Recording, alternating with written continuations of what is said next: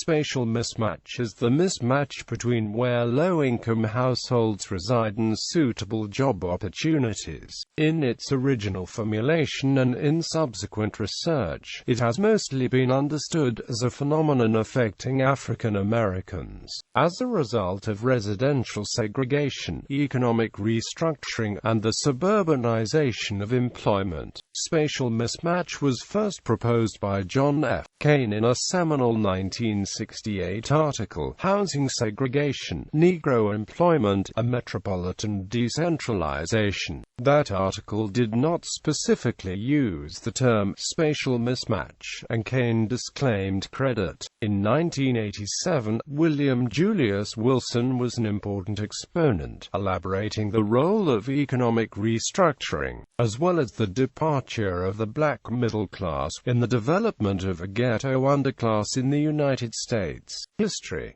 After World War I, many wealthy Americans started decentralizing out of the cities and into the suburbs. During the second half of the 20th century, department stores followed the trend of moving into the suburbs. In 1968, Kain formulated the spatial mismatch hypothesis, but he did not refer to it by this term. His hypothesis was that black workers reside in segregated zones that are distant and poorly connected to major centers of growth. The phenomenon has many implications for inner-city residents dependent on low-level entry jobs. For example, distance from work centers can lead to increasing unemployment rates and further dampen poverty outcomes for the region at large. Factors. In 2007, Laurent Gobillon, Harris Sellard, and Yves Zenou suggested that there are 7 different factors that support the spatial mismatch phenomenon. 3 factors are attributed to potential workers' accessibility and initiatives.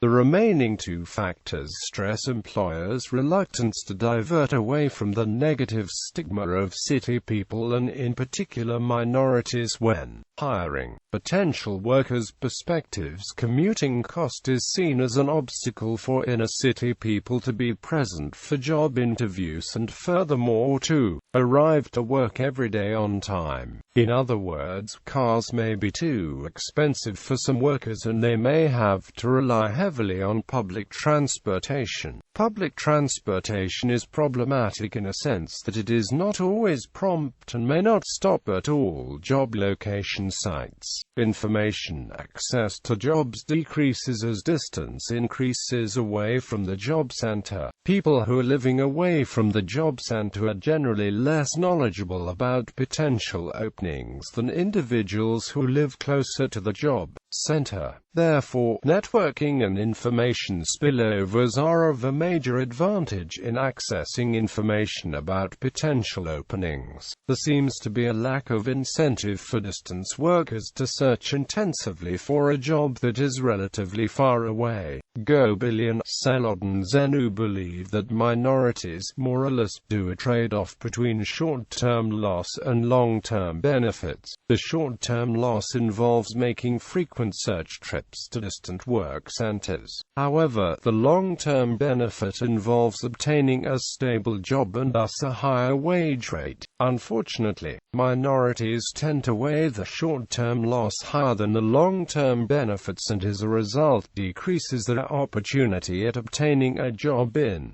the suburbs. There also seems to be a high search cost involved for urban workers looking for a job in the suburbs. It might be associated with paying a job agency to expand the search beyond the urban residential area, allocating an agency in the suburbs. China. Growth of ghost cities in China, mostly from not yet agglomerated areas between or adjacent metropolitan areas or coal mining towns. As in the case of the most famous example, Kangbashi New Area of Orders, are an example of spatial mismatch. In the case of places near metropolitan areas, it represents less of a risk going forward than in mining areas.